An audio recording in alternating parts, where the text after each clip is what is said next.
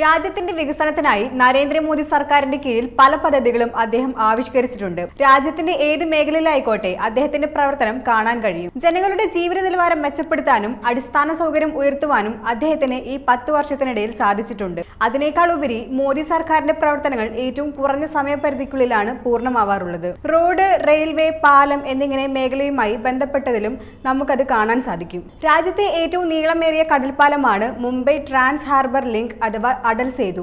രാജ്യത്തെ ഏറ്റവും തിരക്കേറിയ നഗരങ്ങളിൽ ഒന്നായ മുംബൈയിലെ ഗതാഗതക്കുരുക്കിന് പരിഹാരമാകാനാണ് അടൽ സേതു നിർമ്മിച്ചത്. നിർമ്മാണശേഷം ഗതാഗതക്കുരുക്ക് ഒഴിവാക്കാനും സുഗമമായ യാത്രയ്ക്കും സാധിച്ചിട്ടുണ്ട്. അടൽ സേതു എന്ന പുതിയ പാലം വന്നതോടെ മുംബൈയിൽ നിന്ന് നാവി മുംബൈയിലേക്കുള്ള എത്താനുള്ള സമയം 1.5 മണിക്കൂറിൽ നിന്ന് 20 മിനിറ്റായി ചുരുങ്ങി. ലോകത്തിൽ തന്നെ ഏറ്റവും നീളമേറിയ 12ാമത്തെ പാലമാണിത്. 21.8 കിലോമീറ്ററാണ് പാലത്തിന്റെ നീളം.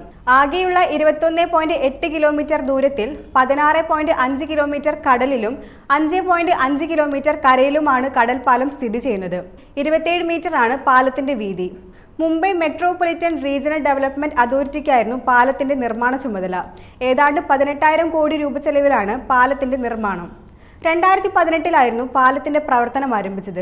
അധികം വൈകാതെ തന്നെ പാലം പണി പൂർത്തിയാക്കി ജനങ്ങൾക്കായി നരേന്ദ്രമോദി അത് സമർപ്പിച്ചു. നിരവധി യാത്രക്കാരാണ് ഈ പാലത്തിലൂടെ ദിനംപ്രതി യാത്ര ചെയ്യുന്നത്. പ്രശസ്ത സിനിമാ താരമായ രശ്മിക മന്ദന പ്രധാനമന്ത്രി നരേന്ദ്രമോദിയെ പ്രശംസിച്ചത് കഴിഞ്ഞ ദിവസങ്ങളിൽ സമൂഹ മാധ്യമങ്ങളിൽ ശ്രദ്ധേയമായിരുന്നു. പ്രധാനമന്ത്രി നരേന്ദ്രമോദിയോട് തനിക്ക് ആരാധനയാണെന്ന് തുറന്നു പറഞ്ഞിരിക്കുകയാണ് രശ്മിക. ഇന്ത്യയുടെ അടിസ്ഥാന സൗകര്യങ്ങളെ മുന്നോട്ട് നയിച്ച പ്രവർത്തകൻ എന്ന നിലയ്ക്കാണ് തനിക്ക് മോദിയോട് ആരാധനയുള്ളത്. മുംബൈയിൽ നിന്ന് ഹൈദരാബാദിലേക്ക് നിരന്തരം യാത്ര ചെയ്യാറുണ്ട്.